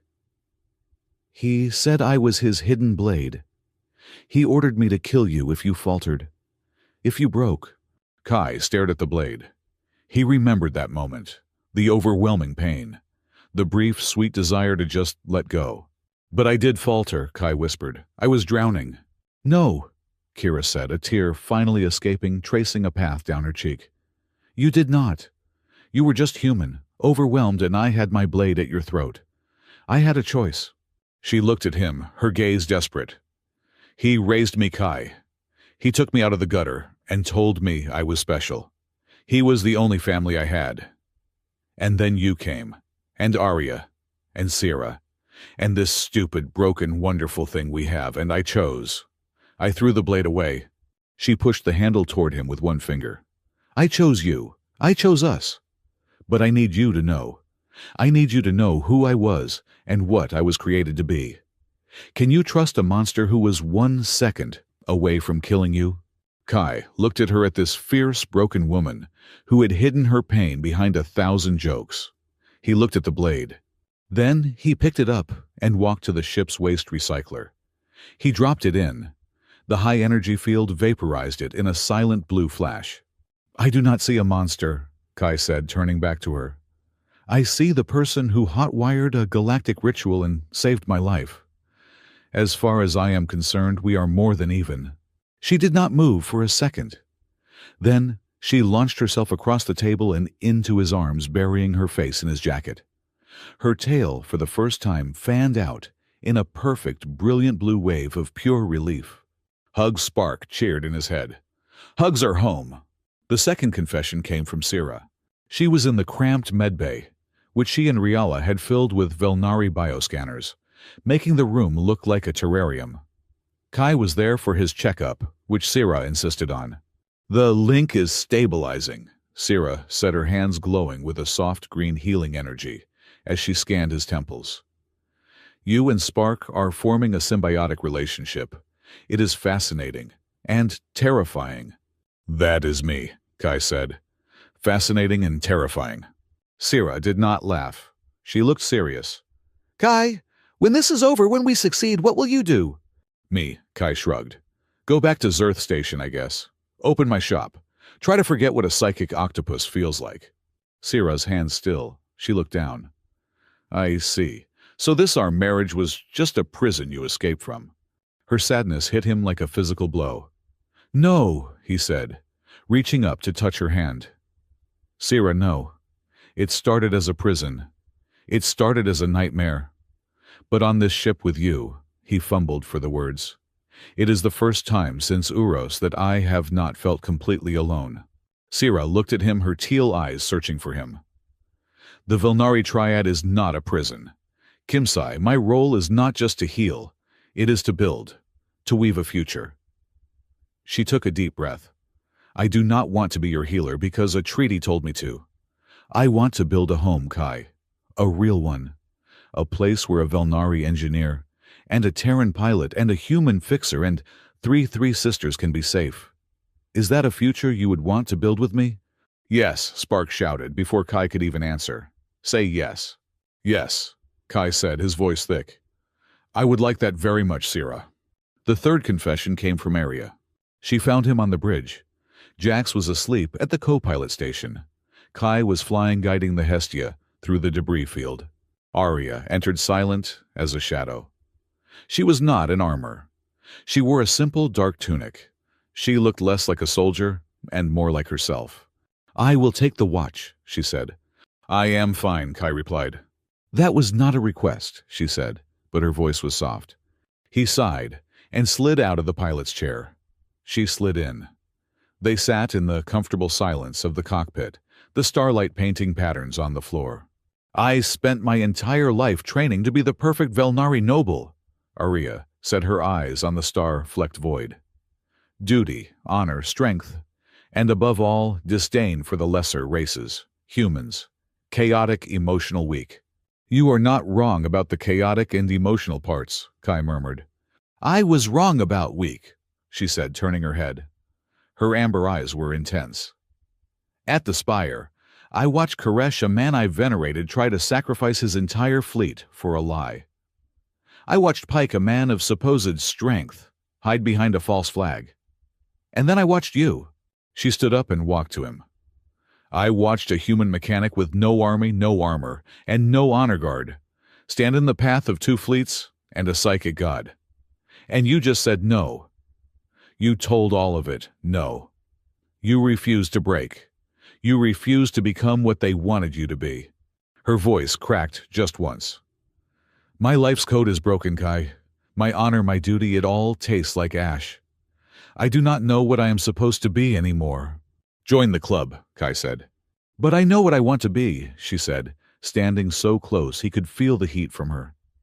"I want to be a person who stands next to that stubborn, infuriating human courage. I do not want to be your shield, Kai Mercer. I want to be your partner in this fight, and in whatever comes next." She was, Kai realized, utterly terrified. This was harder for her than any battle. He took her hand. It was strong, calloused, and shaking just slightly. "I would be honored, Arya." Their new plan required truth. Not just their truth, but the original truth. Sira and Riala, sifting through the data Kai had pulled from the Spire, found references to an ancient abandoned station, the Arbiter Archive. "It is in the Whispering Deeps," Sira announced, her face grim. "A sector of space that was cleansed by the swarm 5 centuries ago." "Cleansed?" Jax asked, looking pale. "Physics is optional there," Riala said, her ears flat. "The swarm ate the laws." "The ouch place," Spark whispered in Kai's head. "The wrong side out place. I do not want to go." The Hestia plunged into the deeps. It was a nightmare. Stars dripped. Gravity would suddenly reverse inside the ship. Jax was fighting the controls, his knuckles white. "I have no lateral thrust," Jax yelled as the ship spun. "That is because lateral is not a concept right now," Kai yelled back, strapped into the co-pilot seat. "We are flying blind." "No," Spark whispered. "Not blind, listen." "Kai," Sira asked from the engineering station. "Spark says to listen," Kai said. He closed his eyes, letting the entity guide him. "Okay, Jax is hard to port. No, not left, the other left. The one that feels like purple." "What?" "Just do it." Jax wrenched the controls. The Hestia dodged a piece of a battleship that was frozen in time, still exploding in a silent, unmoving cloud of shrapnel. They flew like that for hours, Kai, translating the swarm's emotion-based navigation, a human and a psychic fragment, flying a ship by pure, terrified instinct. They found it, a small black ancient station humming with a power that made Kai's teeth ache. They docked and entered. The station was dead. But as Kai stepped inside, lights came on glowing soft runes just like the ones from the Spire. The station recognized the Arbiter seed. They found the central core. It was not a computer. It was a library of crystal, holding the memories of 1,000 years. They saw the truth. The Galactic Lottery was real. It was a failsafe, built by a long-lost alliance of early humans and Velnari. A break-glass-in-case-of-war system. "It is a genetic trigger," Sira set her hands, flying over a glowing interface. "It waits until the 2 civilizations are at the brink of mutual annihilation. Then it activates. It finds an arbiter seed, a human with a high capacity for empathy and psychic resonance. And it finds Bridal Key's Velnari nobles with a genetic capability to bond and amplify." "It is an interspecies love bomb," Kira breathed, staring at the holographic records. "It forces a found family into existence to bridge the gap." "Look," Kai said, pointing to a new file. It showed other attempts, a cycle from 500 years ago, a cycle from 1,000. "They all failed," Arya said, her voice heavy. "Every single time the Arbiter was killed. The brides refused the bond. The war happened anyway." "So we are just a rerun," Jack said. "Another failed attempt." "No," Kai said. He was looking at his reflection in the dark crystal. "The system can push us together. It can rig the game, but it cannot make us choose. It could not make you." He looked at Kira. "Throw away the knife. It could not make you." He looked at Arya. "See past your dogma and it could not make you." He looked at Sira. Offer a future. The system failed, Sira said, a slow smile dawning. But we did not. We are home, Spark hummed content. They returned to the Hestia, the data secure. They had it all. The proof of Pike's false flag at Uros. The logs of Koresh's planned betrayal. The entire history of the lottery. They gathered in the lounge, the mood electric. Okay, Kai said, pacing. We have the truth. We just need to get it out. Hestia. Problematic, Captain, the artificial intelligence replied. Both the Assembly and the Dominion have total control firewalls. Any broadcast from an anathema ship will be blocked and traced in milliseconds. Kai stopped pacing. He looked at Sira, who understood biolinks. He looked at Kira, who understood infiltration. He looked at Arya, who understood power. He tapped his temple. They can block a radio wave, Kai said, a slow, dangerous fixer's grin spreading across his face. But can they block Spark? Sira gasped. Kai, you cannot be serious. You want to use the Chorus Swarm as a galactic broadcast antenna. That is the single, most insane, idiotic, brilliant plan I have ever heard, Kira shrieked, jumping to her feet. I love it. Oh, we have to name it Operation Swarm Song. Zchok. We are using a bond of trust and family to broadcast the truth to two empires, Arya said, a small, genuine smile on her face. It is not an attack. It is a courtship. We are courting the entire galaxy. Ooh, Operation Galactic courting. Weird, but I will take it, Kira said. Sinsert Sira was already at her datapad, her fingers flying. While you two are naming the unnameable, I am making a list of the risks. The psychic feedback channeling a galaxy-wide broadcast, Kai, it could kill you. It could vaporize your consciousness. It is a chance, Kai said, looking around the table at his crew, his family. It is the only one we have. He put his hand in the center of the table. Together, Kira put her hand on his. Sira put hers on Kira's. Arya, after a moment's hesitation, placed her strong warrior's hand on top of all of them. Together, Arya said.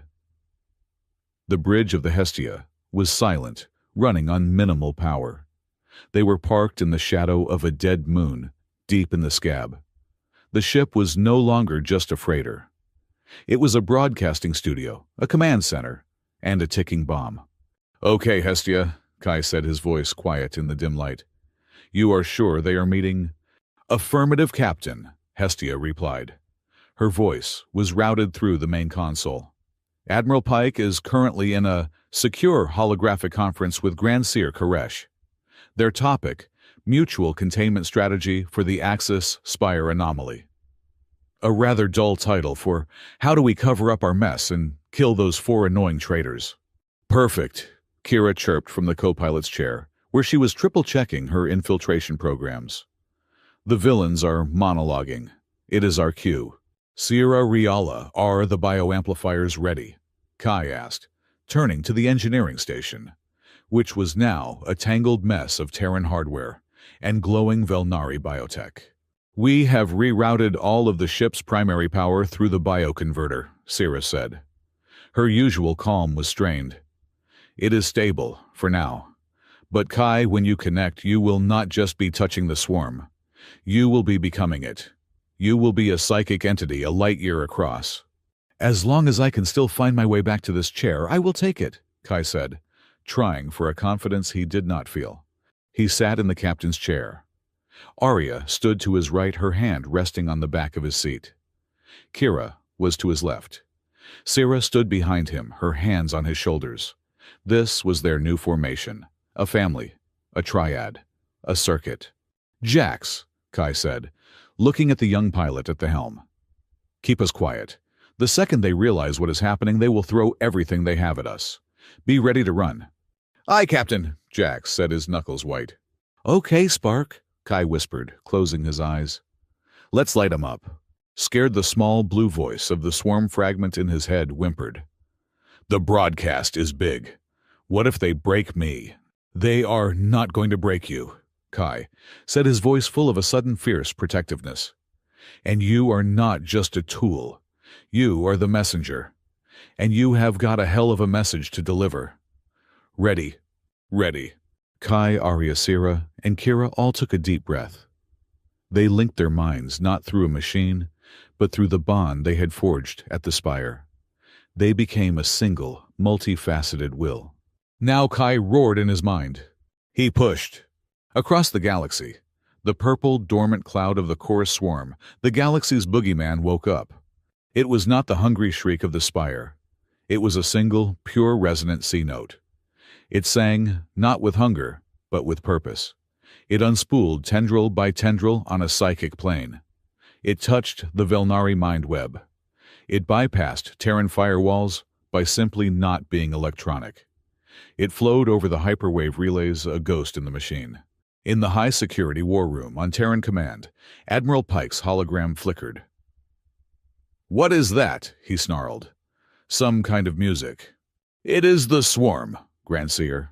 Koresh rasped his own image, wavering. "But it is controlled, it is an attack." "Defensive AI," Pike roared. "Wipe the network. Find the source." On the Hestia, all the alarms went off at once. "Captain," Hestia yelled. "Terran AI Socrates has engaged. Vilnari Matriarch Webb is attempting a counterhack. They are both trying to fry us." "Kira, you are up!" Kai grunted, his body straining as he tried to keep the psychic connection steady. It felt like he was holding up a mountain. "Come to Mama," Kira muttered, her fingers a blur on her console. "Oh, Socrates, you are sloppy. You left your heuristic port open." She began to type, not fighting the AI, but redirecting it. "Hey, Matriarch, look at this big dumb Terran AI. He is trying to steal your bandwidth, The two enemy AIs, sensing a rival, immediately began to attack each other. "Hestia, how is the bandwidth?" Kai asked, sweat beading on his forehead. "I am sharing a processing stream with a psychic cloud." Hestia's voice was strained, disgusted. "It keeps trying to hug my core logic. It is an abomination, but the connection is stable. We live galaxy-wide." Kai opened his eyes, but he was not looking at the bridge. He was looking at trillions of minds. He pushed the first file. In every home, on every street corner display, in every military briefing room in both the Assembly and the Dominion, the faces of Pike and Koresh vanished. They were replaced by the cold, dark interior of the Arbiter Archive. They saw the crystal logs. They heard the ancient programmed voice explain the lottery, the cycles of war, the failed attempts. Then Kai's face appeared. He looked tired, bruised, but his eyes were blazing. "My name is Kai Mercer," he said, his voice echoing in a trillion homes. "I was the winner of the Galactic lottery. I was told it was for peace. I was told it was random." He looked directly at the camera, a feed from Hestia's bridge, but broadcast through the swarm's mind. It was a lie. He pushed the second file. The screen split. On one side, the official Terran footage of the Velnari attack on Uros. On the other, the raw, decrypted sensor logs, the ghost signal, the ion spike of a Terran reactor, and finally, the signed, sealed, redacted order. Admiral Harlan Pike's name blazed onto the screen. A collective galactic gasp. "He did it," Jax whispered, watching his own monitor. "He killed his own people to start a war." Kai's face returned. "The Velnari did not destroy my home. My own government did. And they used my pain to sell you a war." He then looked at the Velnari side of the galaxy. "But do not think your own leaders are any better." He pushed the third file. The screen now showed the secure meeting between Pike and Koresh. The audio was crystal clear. "Necessary sacrifice. Your actor is in place. We will both have our war." The galaxy went silent. The lies of 200 years, the entire foundation of their mutual hatred, had just evaporated. "They are monsters," Riala whispered, her hands over her mouth. "They are afraid," Kai said, his voice now gentle, but carrying the weight of the swarm. "They are two old men, terrified of losing control. And to keep their power, they were willing to sacrifice all of you. They tried to use me. They tried to use my family." He stepped back. Sira, Arya, and Kira moved into the frame with him. They were not dressed as brides. They were warriors. Arya stepped forward first. I am Arya Kier, first daughter of the Dominion. My whole life I was taught that humans were weak, chaotic animals. She looked at Kai, her gaze softening, before turning back to the galaxy. I was wrong. The weakness of the rot was in our own house. Grand Seer Koresh, you are a traitor to the Velnari people. I renounce my blood. I renounce the Dominion. I stand with my consort. I stand with the truth. Sira stepped forward.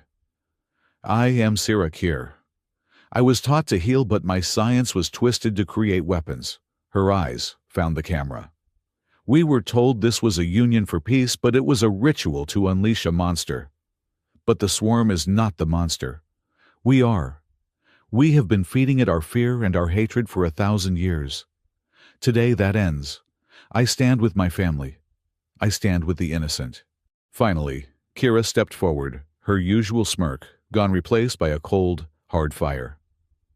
I am Kira Kier. I was Koresh's hidden blade. He ordered me to kill my husband. She held up her empty hands. I failed. My loyalty is not to a man who hides behind a mask. It is to them. If you want a war, Koresh, you can have it. But this time the whole galaxy will be watching you. The broadcast was clear. It was a declaration of a new house, a new allegiance. In the Terran war room, Pike was screaming. Find them, blow them out of the sky, send the kill order, activate the swarm, self-destruct, now. In the Dominion, Koresh, his mask of calm finally shattered, raised his hand. Purge the traitors, purge the human, activate the null frequency, kill the swarm, kill them all. On the Hestia, the world exploded.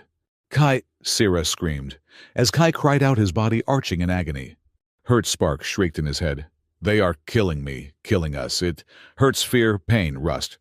The swarm, under assault from two different competing kill frequencies, was panicking. It was reverting. It was preparing to feed on the nearest available consciousness, Kai. It is losing control, Arya yelled, grabbing Kai's chair as the ship shook. He is being torn apart. Kai, listen to me. Sira shouted, her hands on his face, trying to ground him. Fight it. Do not let it consume you. Kai was drowning. The swarm's terror was his terror. The kill orders were knives in his brain. He was just a mechanic. This was too much. He was going to die. He was going to fail them. Hurts. I know it hurts. Kai roared, not to Sira, but to the entity in his mind. He gripped the arms of his chair, his knuckles white. I know they are trying to kill you. They have been trying to use you, me, and everyone from the beginning.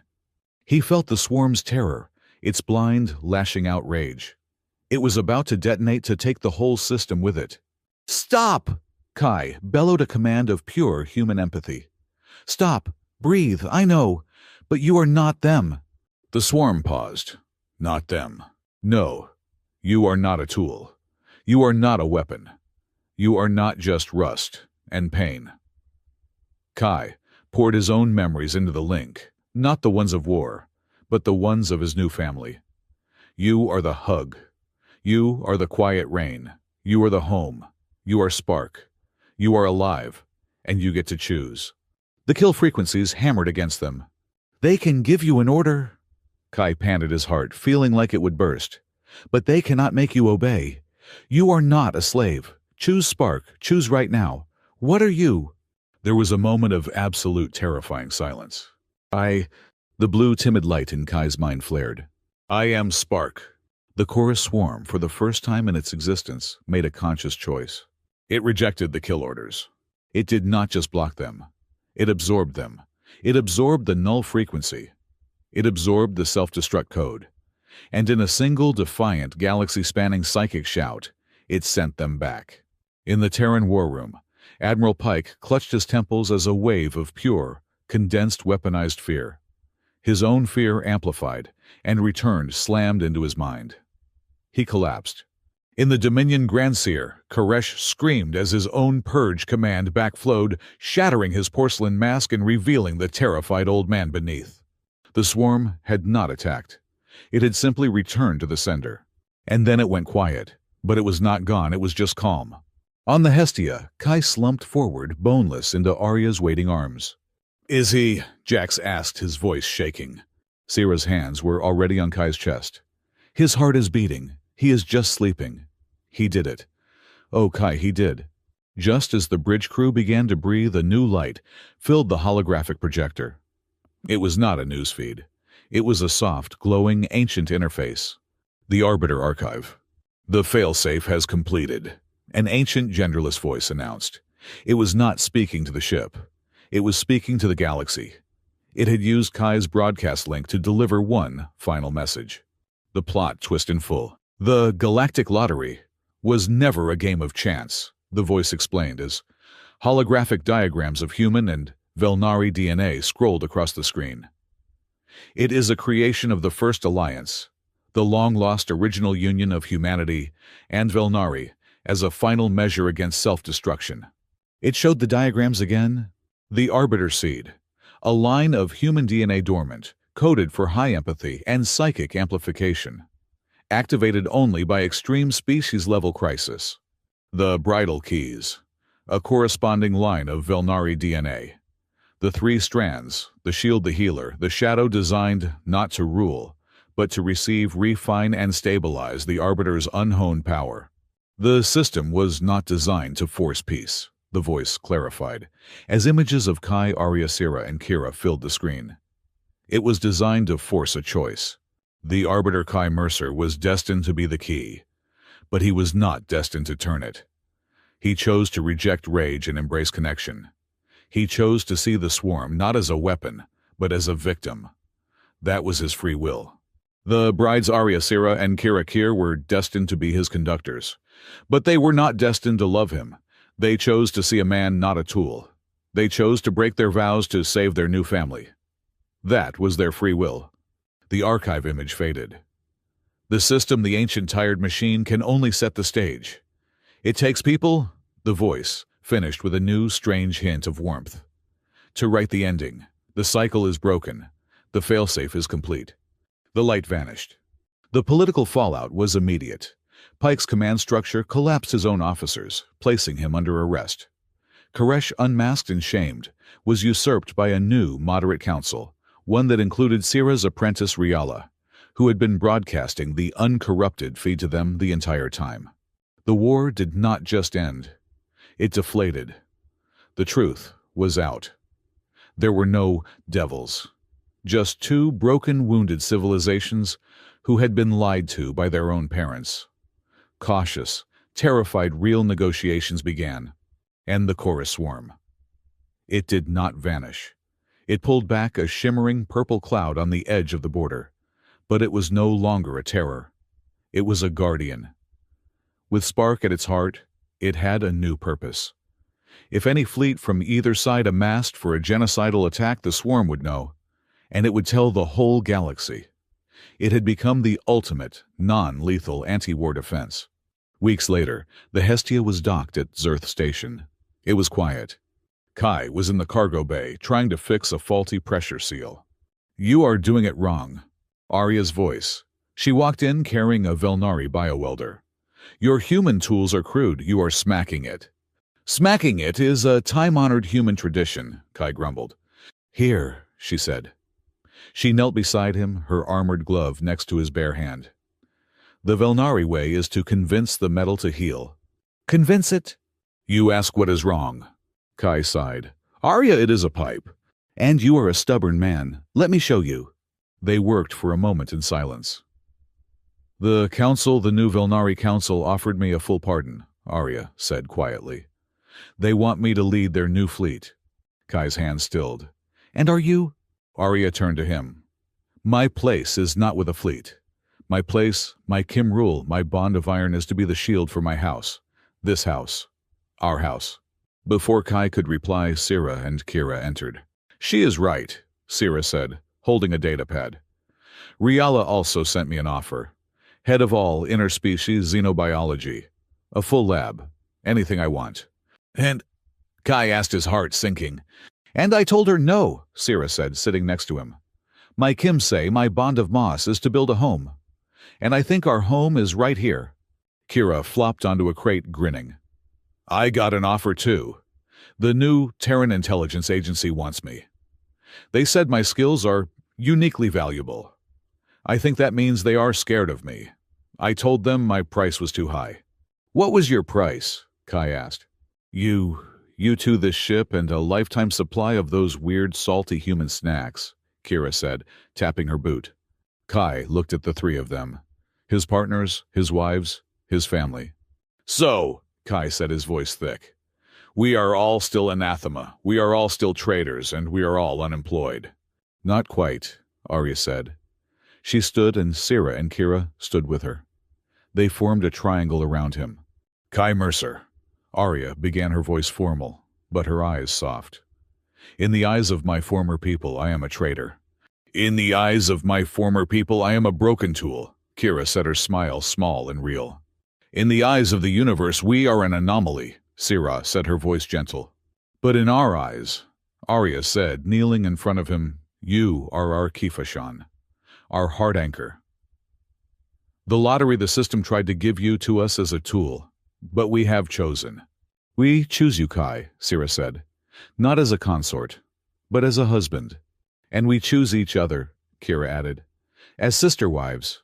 This is our choice, our house, our new Velnari triad.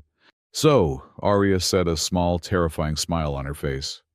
What do you say, human? Will you officially marry us? Kai looked at the three most powerful, dangerous, and wonderful women in the galaxy. He looked at their hands held out to him. On one condition, Kai said. Name it, Arya said. I am not learning that stupid tail waggle language. Kira and Sira burst out laughing. Arya, after a moment, let out a sound that was a mix between a cough and a genuine chuckle. It is a deal, she said. The Hestia left Zerth Station a day later. A young Velnari officer, new to the Border Patrol, watched the ugly, patched-up Terran freighter power up its engines. He had been raised on stories of human devils. He had seen the broadcast. He was still not sure what to believe.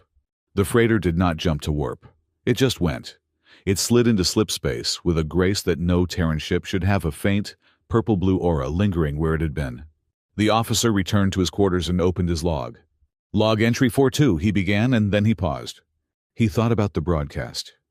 He thought about the face of the human, and the faces of the three Velnari women who stood with him.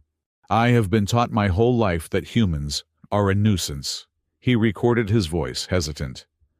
They are weak and noisy, and they keep telling jokes even when they are about to die. They are illogical. They are all emotional. He looked out at the empty space where the Hestia had been, where the swarm now slept watching. But I am beginning to think, he concluded, that is why they are so important. Because sometimes they are the only thing that can keep the galaxy from tearing itself apart.